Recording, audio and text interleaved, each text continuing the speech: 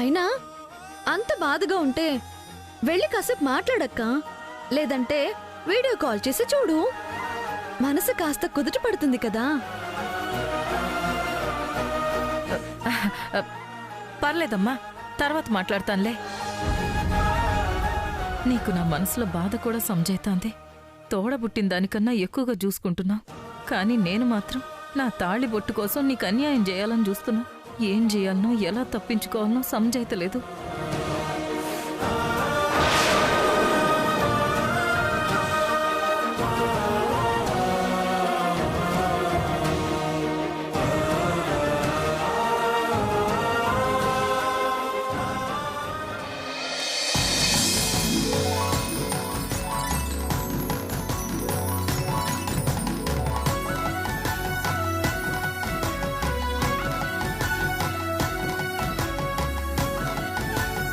అత్తయ్య, ముగ్గెలా ఉంది? బావుందమ్మా, నా కోడళ్ళలా చక్కగా ఉంది. ఇంత మంచి ముగ్గు వేసినందుకు ఈరోజు నీకొక మంచి సర్ప్రైజ్ గిఫ్ట్. సర్ప్రైజ్ గిఫ్టా? ఏంటత్తయ్యా? సర్ప్రైజ్ అంటేనే ఏమీ చెప్పకూడదని. కాసేపు ఓపిక పట్టు, బయటికెళ్ళొచ్చాక తెలిసిపోతుంది. ధరణి వాళ్ళ అమ్మా నాన్నల్ని తీసుకురానికే వెళుతున్నట్టుండారు. నన్ను కూడా పొమ్మని ప్రియం వద చెప్పింది. ఎట్టడగాలి? అడిగినా నన్ను తీసుకుపోతారా?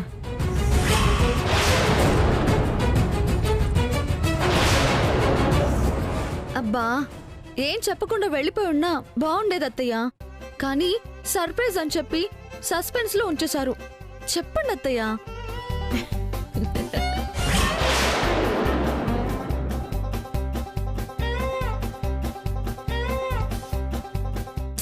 అక్క, నువ్వేంటి అలా ఉన్నావు? నీకు ఆ సర్ప్రైజ్ ఏంటో తెలుసా? అంటే నీకు తెలుసా అక్క? మరి ఇంతవరకు నాకెందుకు చెప్పలేదు? చెప్పక్క. అబ్బా ప్లీజ్ అక్క, చెప్పు. హంస, చెప్పొద్దు, వద్దు. అత్తయ్య, ఈ సర్ప్రైజ్ ఏంటి నాకు? అక్క చెప్పక్క. ఆలోచిస్తున్నావేంటి హంస? చెప్పు.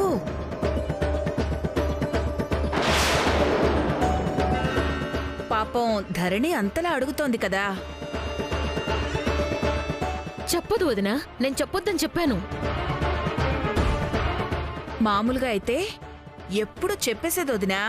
ధరణి అంటే అంత ఇష్టం కదా.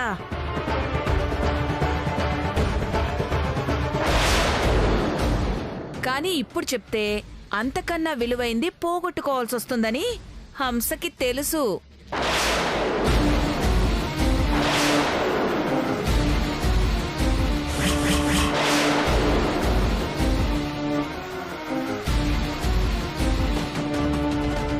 అదే వదినా, ఇప్పుడు ఆ సర్ప్రైజ్ చెప్పేస్తే తర్వాత ధరణికి ఆ థ్రిల్ సంతోషం ఉండవు కదా.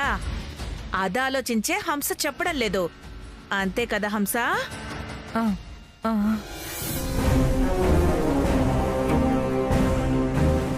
ఏమో, ఇప్పుడు నువ్వు చెప్తుంటే నిజంగానే హంస మీద అనుమానం వస్తోంది.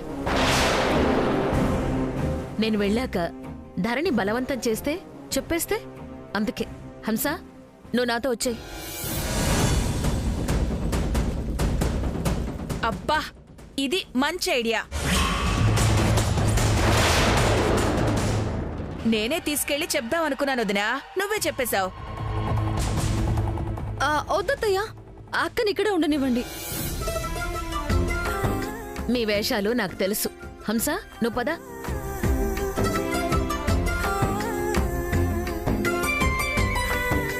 కొద్దిసేపు ఓపిక పట్టమ్మా. నువ్వు ముగ్గు వేసి అందరికీ కాఫీలు ఇచ్చేలాగా వచ్చేస్తాను. నువ్వు రా హంస.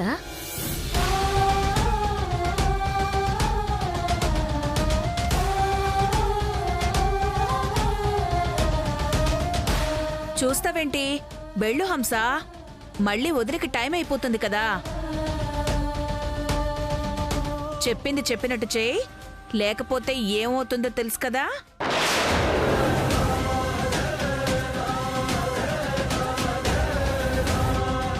రా హంస.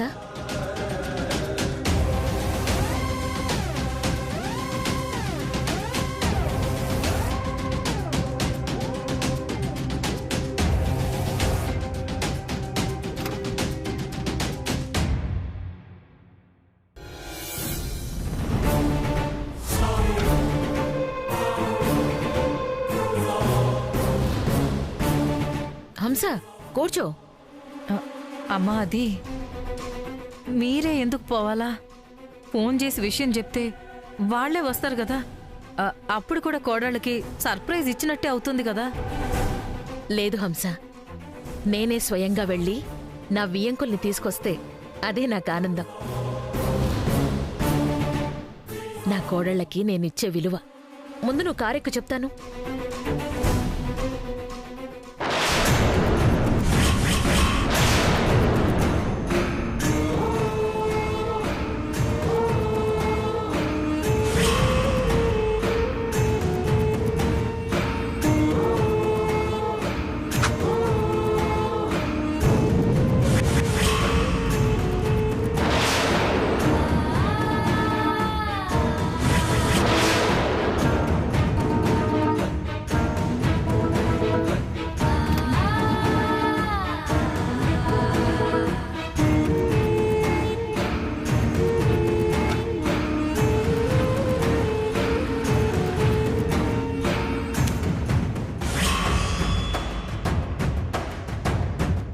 నవ్వవే నవ్వు. ఎంత నవ్వుతావో ఇప్పుడే నవ్వు. ముందు ముందు నీకు మిగిలేవి కన్నీళ్లే.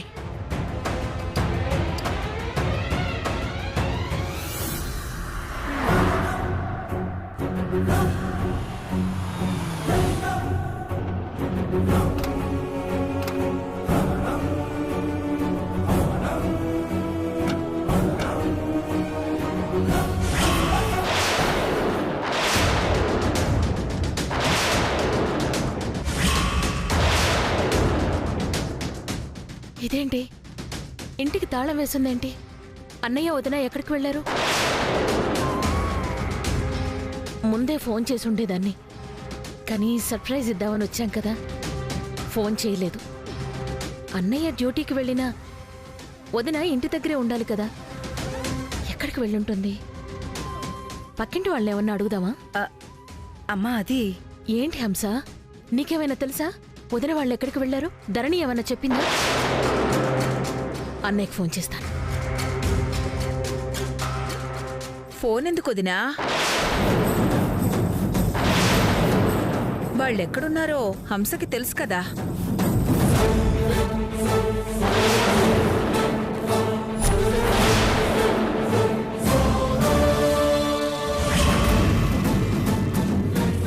వదినా, నువ్వేంటిక్కడ?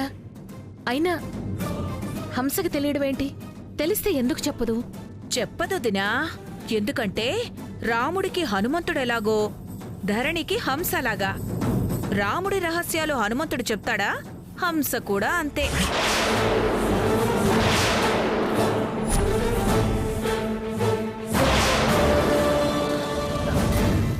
అమ్మా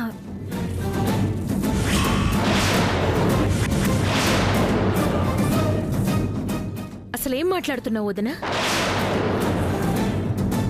ధరణి రహస్యాలేంటి?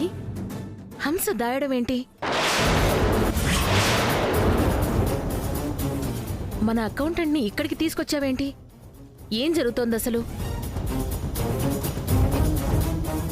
చాలానే జరుగుతున్నాయి వదినా.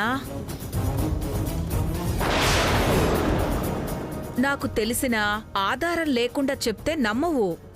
పైగా నన్ను అనుమానిస్తావు కదా, అందుకే అన్ని ఆధారాలు తీసుకొనొచ్చాను. ధరణి వాళ్ళ అమ్మా నాన్నలు ఇప్పుడు ఇక్కడ ఉండట్లేదు వదినా. ఈ ఇల్లు ఖాళీ చేసి అదిగో ఆ అపార్ట్మెంట్ కనిపిస్తోంది కదా, అందులోకి షిఫ్ట్ అయ్యారు.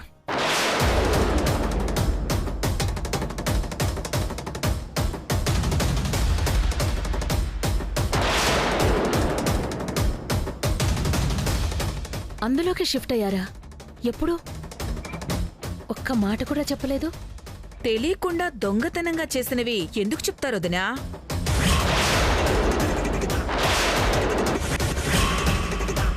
అయినా వాళ్ళదేముంది, ఎవరికీ చెప్పొద్దని చెప్పి ఎవరికీ తెలియకుండా వాళ్ళమ్మా నాన్నల్ని అక్కడికి షిఫ్ట్ చేయించింది నీ చిన్న కోడలు ధరణి.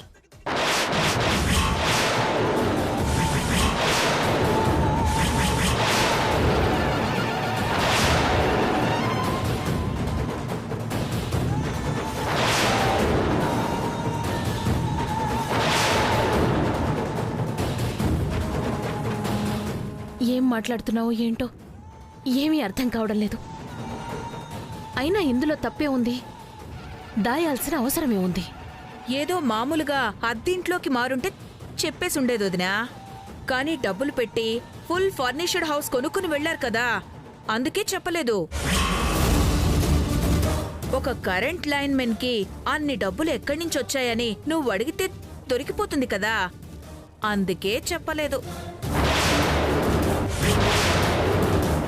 ఇలా చెప్తే అర్థం కాదు వదినా. అకౌంటెంట్, నువ్వు చెప్పు. ధరణి మేడం ఎడ్యుకేషనల్ ట్రస్ట్ ఫండ్ నుంచి ఒక 50 లక్షలు కొంతమంది అనాథ స్టూడెంట్స్కి డొనేట్ చేశారు మేడం. తెలుసు, ఇప్పుడు ట్రస్ట్ని చూసుకుంటోంది ధరణినే కదా. ఎవరికి డొనేషన్స్ ఇవ్వాలో తనే చూసుకుంటుంది. అయితే ఇప్పుడేంటి? కానీ నిజానికి వాళ్ళు అనాథలు కారు, ఆ డబ్బులు వాళ్ళ చదువుల కోసమూ కాదు.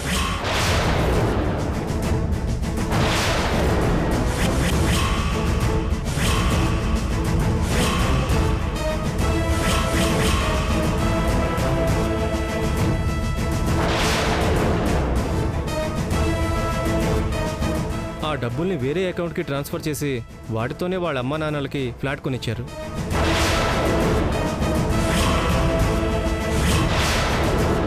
చేస్తున్నది తప్పు వద్దని అప్పుడే చెప్పాను మేడం. కానీ నోరు విప్పితే ఉద్యోగం ఊడిపోతుందని భయపెట్టారు. అసలే భార్యా బిడ్డలు కలవాడిని. వాళ్ల కోసం ఆవిడ చెప్పినట్టు చేయకి తప్పలేదు మేడం.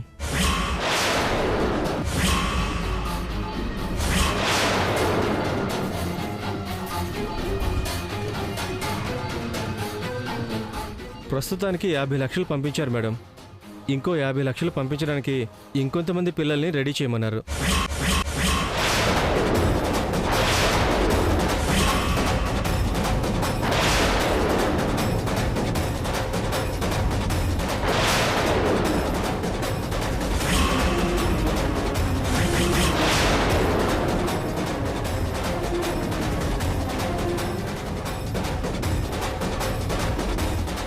ఏంటొదినా, జరిగింది వింటుంటే భూమి మొత్తం కంపిస్తున్నట్టుంది కదా, నేలలోకి దిగిపోతున్నట్టు అవుతోంది కదా. నా కోడలు బంగారం, నా కోడలు బంగారం అన్నావు కదా, ఇది బంగారం అసలు కథ.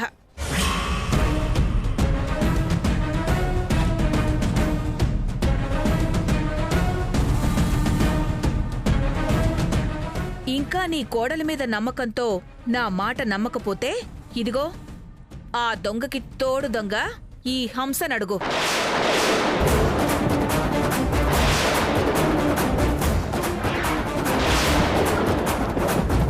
ఆ డబ్బులన్నీ ఈ హంస అకౌంట్కి ట్రాన్స్ఫర్ అయ్యి అక్కడి నుంచే బిల్డర్కి వెళ్ళాయి. ఇదిగో అకౌంటెంట్, ఈ హంస బ్యాంక్ అకౌంట్ స్టేట్మెంట్ చూపించు. Okay madam.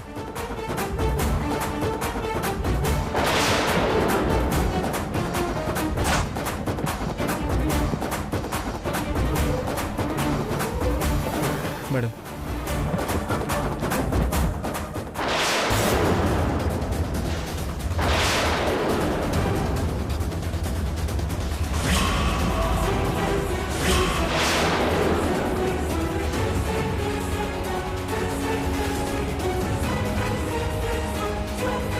చూస్తావేంటి, చెప్పు.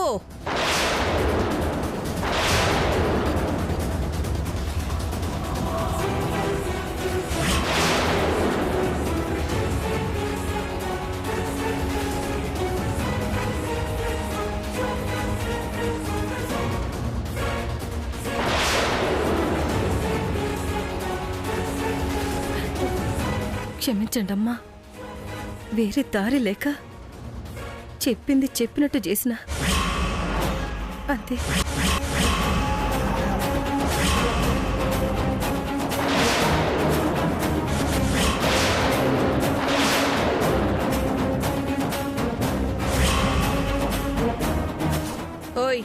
వైపు చూస్తావేంటి? నేను చెప్పిందేదో చేస్తున్నట్టు. ధరణి చెప్పినట్టు చేస్తున్నానని చెప్పు.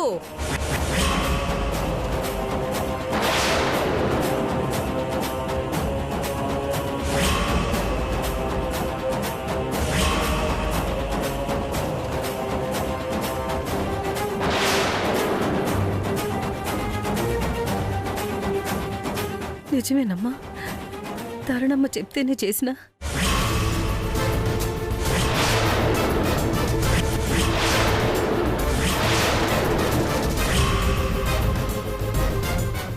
ఇప్పుడు నమ్మకం వచ్చింది కదొదినా. పద, ఇంటికెళ్ళి ధరణిని కడిగేద్దాం.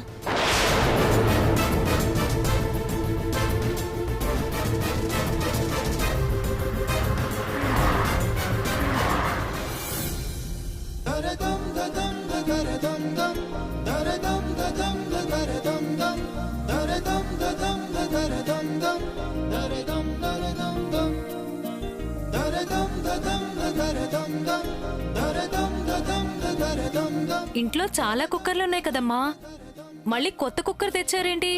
ఉన్నాయి, కానీ ఈ కుక్కర్ని చూడగానే, దీని లక్షణాల గురించి తెలుసుకోగానే వెంటనే ఈ ప్రెస్టేజ్ స్వచ్ఛ కుక్కర్ని తీసుకోవాలనిపించింది. ఇది మిగతా కుక్కర్ లాంటిదే కదమ్మా, తేడా ఏముంది? చాలా ఉన్నాయి. బయటికి ఏమి చిందకుండా ఆపటం ఈ ప్రెస్టేజ్ స్వచ్ఛ కుక్కర్ ముఖ్య లక్షణం. అంటే వంట చేసేటప్పుడు ప్రెషర్తో పాటు నీళ్లు కూడా బయటికి రావు. అది మాత్రమే కాదు, వండే పదార్థాల రుచిని కూడా అలాగే ఉంచుతుంది. వాటిలోని పోషకాలను కూడా సంరక్షిస్తుంది. ఇంకా ముఖ్యమైనది ఏంటంటే దీన్ని శుభ్రం చేసుకోవటం, వాడటం చాలా సులువు. అవునా? అయితే ఈ ఒక్క సైజే తెచ్చారేంటమ్మా? ఇంకో 2 సైజులు కూడా తెచ్చి పాత పక్కన పడేసి కొత్త వాడుకుందామా? సరే.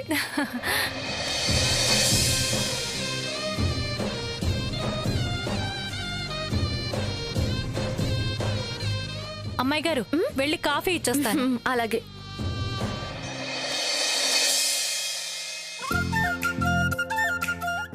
ఏయ్ టైలర్,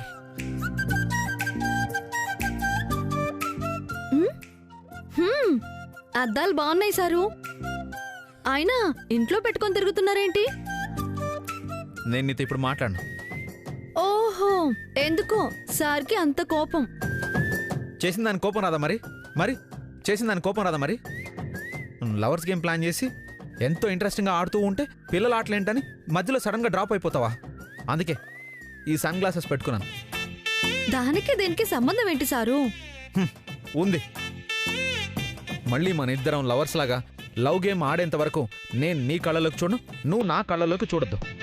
అందుకే ఈ అద్దాలు పెట్టుకున్నాను. సార్ బాగా హట్ అయినట్టున్నారు.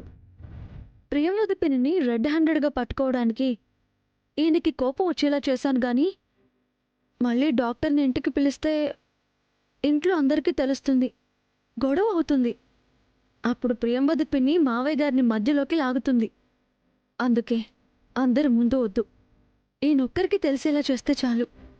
అంతవరకు ఈయనతో మంచిగా ఉండటమే మంచిది. టైలర్, ఓ. నేను మాట్లాడుతుంటే ఏదో ఆలోచిస్తున్నావేంటి? ఈ మధ్య నీకు టెక్ ఎక్కువైపోయింది. నవ్వకు,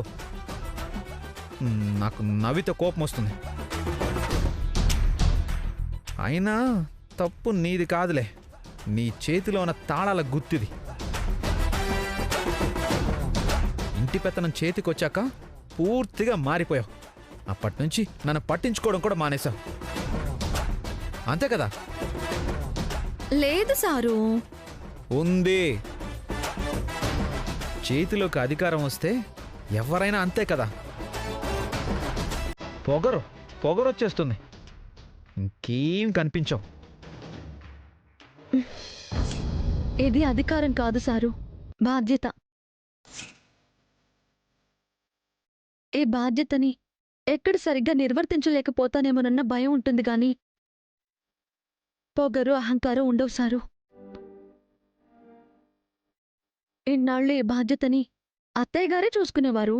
మరి అత్తయ్య గారు ఎవరైనా పట్టించుకోకుండా ఉన్నారా? ఎప్పుడైనా పొగరుగా కనిపించారా? నేను అంతే సారు. అత్తయ్య కన్నా గొప్పగా ఇంటిని చూసుకోలేకపోవచ్చు కానీ అంతకన్నా తక్కువగా మాత్రం చూడను. అత్తయ్య గారు నా మీద పెట్టుకున్న నమ్మకాన్ని వమ్ము చేయను. నా బాధ్యత మీద చిన్న మచ్చని కూడా పడనివ్వను.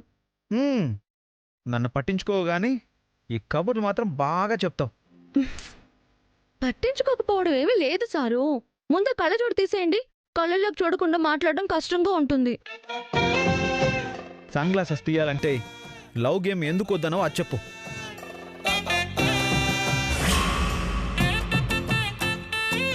అబ్బా ఇప్పుడు దాని గురించి ఎందుకు? నాకిప్పుడే తెలియాలి, చెప్పు. అబ్బా ఏం లేదన్నాను కదా సారు. ఏయ్ టైలర్,